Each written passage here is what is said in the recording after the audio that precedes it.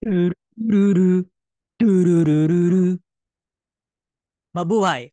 Ako si Emir at tayo'y muling magbalik tanaw sa nakaraan. Maligayang pagdating na naman po sa isang bitin serye. Ang pinaka-boring na teleserye sa Sansinukob. Halos lahat ng mga ganitong video o artikulo, hindi kilala kung sino ang gumawa. Walang pangalan. Text-to-speech, computer lang ang boses. Wala tuloy silang pananagutan. Hindi tiyak kung mapagkakatiwalaan. Kaya ayan, on cam ulit ngayon para ipakita na, opo, tao po ako. At opo, abogado po ako. Hanapin niyo po ang aking pangalan sa lawyers list ng Korte Suprema. Kasi po, kung hindi ako ang gagawa ng ganito, sino po? Kung hindi po ngayon, kailan pa? Kung may pangalan man na nakakabit sa mga ganitong artikulo po o video, hindi naman po kumpleto yung impormasyon. Hanggang kodigo sibil lang po o civil code. Sinikap ko pong maging kumpleto ang video na ito. Muli, para lamang po ito magbigay ng impormasyon, hindi po payong legal. Sumangguni po sa abogado. Una po, kahulugan. Ano nga ba po ang treasure hunting? Wala po yan sa batas. Ang may kahulugan po, treasure. Hindi ko po isasalin o itatranslate ang treasure. Ayoko pong tawaging tagong yaman ang hidden treasure. Bakit? Baka po kasi malito tayo. Akalain natin, nakaw na yaman yan o ill-gotten wealth. Iba po yun. Ayon po sa ating Kodigo Sibil, para po sa mga legal na dahilan, tumutukoy ang salitang treasure sa anumang tago at hindi batid na imbak ng pera o salapi, hiyas o alahas, o iba pang mahalagang bagay na hindi po malinaw kung sino yung legal na may-ari. Kung malinaw po ang pagkakakilanlan ng legal na may-ari, hindi po yan may tuturing na treasure.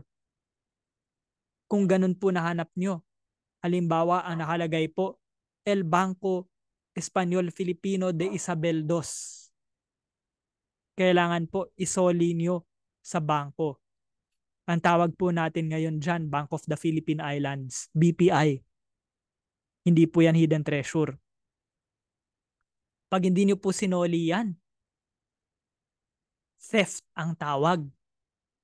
Ang theft po ay krimen sa revised penal code. Krimen, hindi po finders keepers. Okay, sige po. Gusto niyo maghanap ngayon ng treasure? Anong mga permit ang kailangan? Una, permit mula sa LGU o Local Government Unit. Rehiyong Autonomous Region. Halimbawa po sa Bangsamoro. BARM. Isa pa lang po meron tayo ngayon. Lalawigan, probinsya, lungsod, bayan, city or municipality, at sa barangay. Hindi lang po kailangan ng LGU permit sa mga lupang pagmamay-ari ng pamahalaan o public land. Bakit po? Pwede rin iutos po kasi ng LGU ang permit para sa pribadong lupa, private land. Kaya po kahit kayo yung may-ari ng lupa, pwede po kayong utusang kumuha muna ng permit sa LGU. Ang legal po na basehan yan, Local Government Code. O kaya po kung sa Bangsamoro Organic Act. Agricultural land, pansinin niyo po yung terminong yan. Hindi lang po yan pang agrikultura. Catch-all term po yan para sa lahat ng lupa ng public domain na hindi gubat o timber, hindi po mineral land, at hindi po national park. Kaya po, kahit yung residential, commercial, industrial land, sa ilalim po ng saligang batas, agricultural land pa rin po yan. Pero po, dapat may ordinansa ang LGU, lalawigan, lungsod, bayan, barangay. Dapat po may ordinansa na nagre-require ng pag-apply ng permit. O kung sa barn po, dapat merong Bangsamoro Autonomy Act ang Barn Parliament na nag-uutos ng pag-apply ng permit. No ordinance, no permit from LGU required. Iisa-isahin niyo po lahat na LGU. Province, city, municipality, barangay. No Bangsamoro Autonomy Act, no permit from BARM required. Dalawa, ito po yung laging binabanggit sa internet. Civil Code, Kodigo Sibil, yung permiso po mula sa may-ari. Kung pribadong lupa, kailangan ipaalam sa may-ari. Bakit po? Kasi ayon sa Kodigo Sibil, ang may-ari ng hidden treasure ay ang may-ari ng lupa, gusali, o iba pang ari-arian kung saan ito na tagpuan. So, balik po muna tayo dun sa nakalipas na slide bago dito sa OCT-TCT. Kung hinanap nyo po, sinadya, hindi po natuklasan. Kung hinanap nyo yung hidden treasure nang walang permiso ng may-ari, wala. Nga. Pero kung natuklasan po ninyo, kung hindi sadya, natuklasan nyo ang hidden treasure sa ari-arian ng iba, dapat ibigay po ang kalahati sa inyo bilang nakatuklas. The finder. Kung trespasser po kayo, wala po kayong pahintulot ng may-ari, nga rin po kayo. Wala po kayong makukuha. Kaya mahalaga po ang permiso ng may-ari. Hindi ko po isasama sa ngayon yung mga ari-arian, lupa, gusali ng estado o pamahalaan o mga subdivision nito o LGU. Iba na po ang tuntunin para dyan. Hindi na po civil code. Kung interesante o interesting, WinFS flashbacks po. Kung interesante po yung hidden treasure sa agham o sining, pwede po yung bilhin ng estado sa makatwirang presyo. Yun po yung paghahatian, yung makatwirang presyo. Ayon po sa kakasabi ko lang. Kaya po kung pribadong lupa, yan, dadako na po tayo sa Certificate of Title. Kailangan nyo po hanapin, ipakita po sa inyo, bigyan po kayo ng kopya ng Owner's Duplicate Certificate of Title. Duplicate man po yan ng OCT, Original Certificate of Title, o duplicate po ng TCT o Transfer Certificate of Title. Huwag po kayo pumayag na tax declaration lang. Bakit po? Hindi po yan sapat.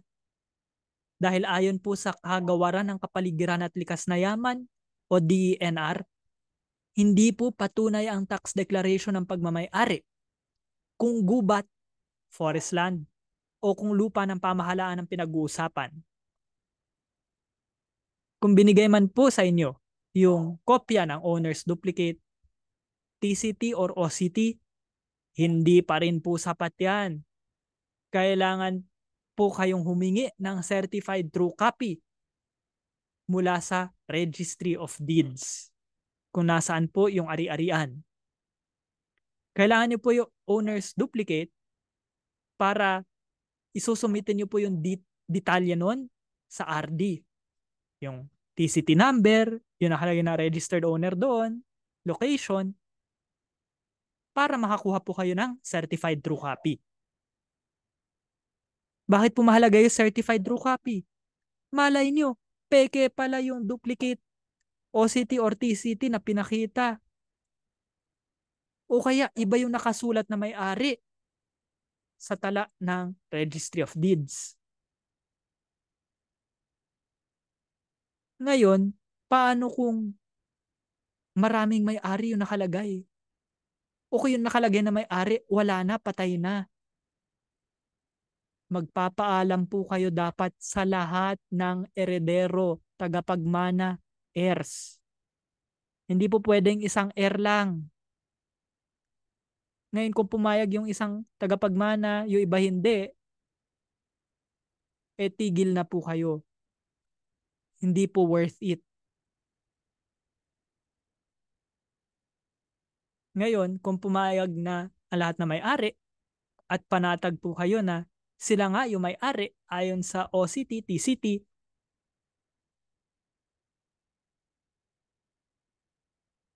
yan, meron na kayong owner's permit. Madalas nasa kontrata yan. Kaya po, muli, hingi ng kopya ng owner's duplicate, OCT or TCT at gamitin yan para mag-apply ng certified true copy sa RD. Kung ginawa niyo po yan, mapapanatag na po kayo kung kanino kayo dapat magpaalam para maghanap ng hidden treasure sa pribadong lupa. Paano po kung pampublikong lupa, public land? Paano po kung pamahalaan po ang may-ari ng lupa o gusali o ari-arian kung saan ko gusto maghanap? Ayon po sa atas ng Pangulo bilang 1726A, kailangan po magpaalam sa pamahalaan. Ito po ang hatian. Bahagi po nun ng hidden treasure ibebenta para po bayaran ang allowance o sweldo ng mga kasapi ng komite at mga eksperto. Yung po matitira, 50-50 sa pamahalaan at sa binigyan po ng permiso. Kung ang nadiskubre po ay war booty or spoils, treasure na mula sa digmaan, o anumang mahalagang bagay na binaon ng Imperial Japanese Forces, mga Hapong sundalo, noong huling digmaang pandaigdig, World War II. 75-25 po ang hatian. Okay, sino po yung kumiteng yan? Hindi na po mahalaga. Bakit po? Kasi nilipat na po ng Batas Republika RA 8492 yung tungkuling ipatupad ang PD 1726A sa pambansang museo. Kaugnay na batas.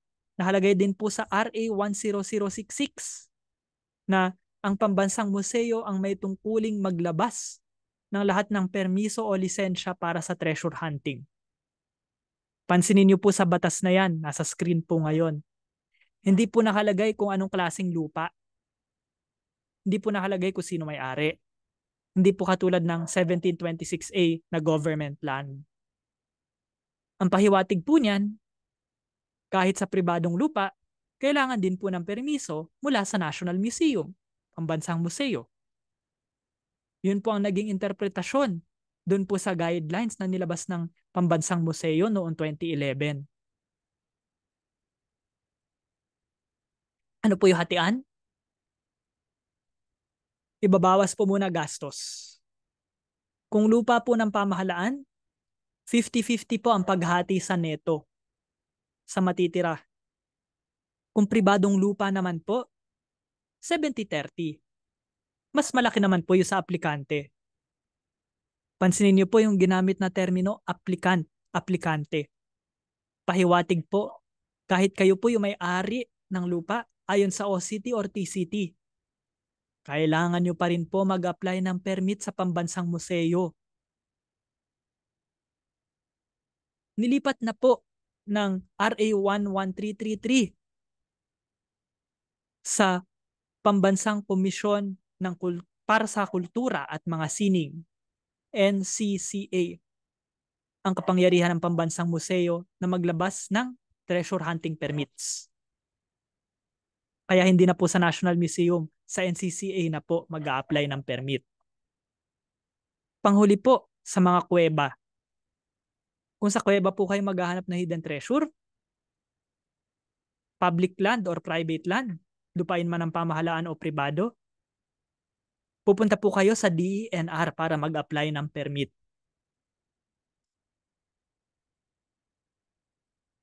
Krimen po ang pagtitipon, pagkokolekta, paghawak, pagkonsumo, pagbenta, pakikipagpalit, o pag-alok na ibenta ang anumang cave resource ng walang otoridad.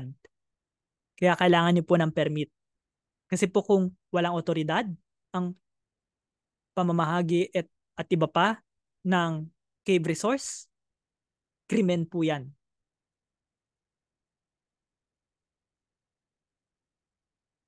Kaya recap po tayo. Kung lupa po ng pamahalaan, LGU permit, NCCA permit. Kung kuweba po, DENR. Private land, LGU permit, permit mula po sa may-ari ng lupa, building o ibang ari-arian ng paghahanapan po ninyo. At NCCA permit or DENR permit kung kuweba. Hindi po palusot na kayo yung may-ari ng lupa. Kailangan po mag-apply pa rin kayo ng permit.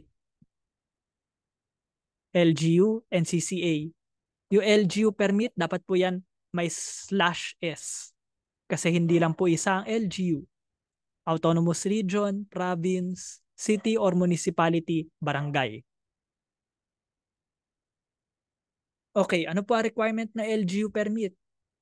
Kailangan nyo po i-check yung ordinansa. Yung permit naman po na may-ari, nakadepende po yan sa magiging kontrata ninyo. Ang abiso ko po, dapat written yan, nakasulat, pirmado, notaryado. Pinaliwanag ko na po dati ano ang guidelines sa pagnonotaryo, notarization. Ito pong papakita ko ngayon sa screen, ito yung laman ng DNR Guidelines on Treasure Hunting in Caves. Yan po yung mga requirement. Pakipost na lang po kung gusto niyong basahin ng masinsinan. May mga kondisyon po na dapat sundin sa ilalim ng permit. At pwede pong bawiin ang permit ayon sa mga batayan na nasa screen po ngayon. Ano naman po ang requirement ng NCCA permit? Error 404, not found po. Hindi pa po sa ngayon naglalabas ang NCCA ng permit for treasure hunting. Bakit po? Wala pa pong NCCA guidelines on treasure hunting in the Philippines. Paano naman po yung mga permit na nilabas na dati ng pambansang museo? Kapag napaso o expire ang mga ito, kailangan po uli mag-apply ng permit sa NCCA. Sabi nga po kanina, hindi pa po naglalabas ang NCCA ng bagong permit. Hindi po tumatanggap ang NCCA ng bagong aplikasyon habang wala pa po ang guidelines. Ang pahiwatig po, bawal ngayon mag-treasure hunting.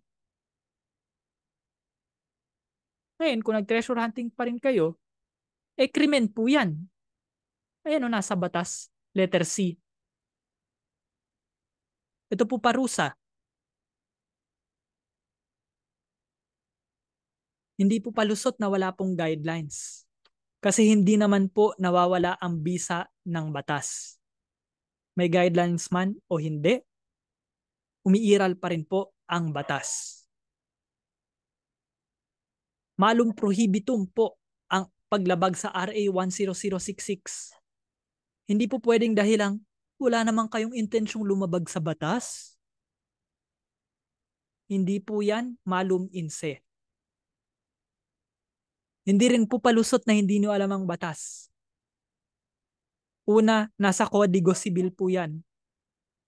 Pangalawa, pinapanood nyo po itong video na ito. Alam nyo na po ngayon kung ano ang batas. Sigurado, marami na umaangal ngayon. Ang dami namang requirement para mag-treasure hunting.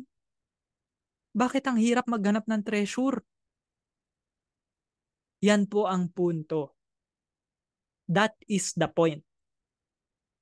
Para po hindi mawala, maglaho ng parang bula ang yaman ng Pilipinas. Makikita nyo na lang nasa ibang bansa na. Yan po ang iniiwasan. Pansinin nyo po, nakrimen din ang pag-angkat, pagbili, pamamahagi o pagluwas ng nakaw na cultural property o cultural property na nawala ng labag sa kalooban ng legal na may-ari. Ano po ang ibig sabihin yan? Paano kung hidden treasure lang? Hindi naman to cultural property. Hindi na ba krimen yon? O kaya, kung pumayag naman yung legal na may-ari. Kung siya nga yung legal na may-ari. Kung pumayag siya, hindi naman na krimen yun, di ba? Pwede pa rin pong ituring na krimen yan. Bakit po? Pinakita ko na po kanina. Theft sa ilalim ng Revised Penal Code. Ngayon yung pagbili, pagtanggap, paghawak, pagtago, pagkuha, pagbenta o pag-buy and sell no hidden treasure na yan, pwedeng ituring po yan na fencing, paglabag sa anti-fencing law. Malum prohibitum po ulit yan. Hindi nyo po pwedeng idahilan na akala nyo yung katransaksyon nyo, yung kadil nyo, siya yung may-ari na legal. Maaari rin pong lumabag kayo sa Anti-Money Laundering Act. Kung indigenous people po, IP yung may-aring legal, maaaring lumabag din po kayo sa Indigenous Peoples' Rights Act, IPRA. At kahit middleman lang po kayo, pwede pong ituring na estafa yung ginawa nyo. Paglabag po ng Anti-Money Laundering Act, paglabag po ng RA 8371 o IPRA, malum prohibitum po muli. Hindi po kailangan ng intensyon.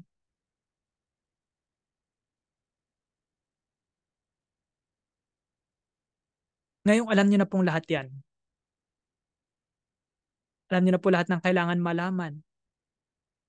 Sa abot na aking makakaya na ibigay po sa inyo tungkol sa treasure hunting.